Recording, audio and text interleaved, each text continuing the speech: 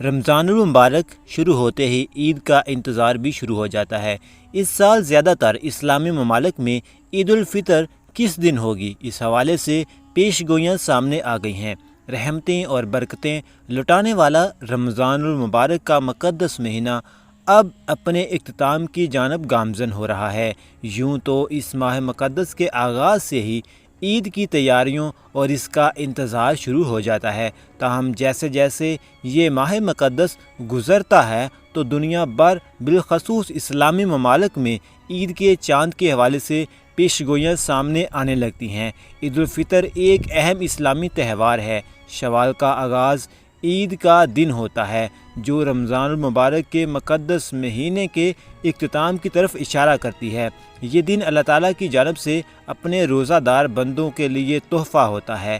عید الفطر کی تاریخ ہر سال مختلف ہوتی ہے کیونکہ یہ قمری کیلنڈر کے مطابق ہوتی ہے۔ عید الفطر مسلم ممالک میں مختلف ایام میں منائی جائے گی اور اس کا انحصار شوال کا چاند نظر آنے پر ہوگا، تاہم رمضان المبارک اختتام 21 اپریل کو ہوگا اور عید 22 اپریل کو ہوگی۔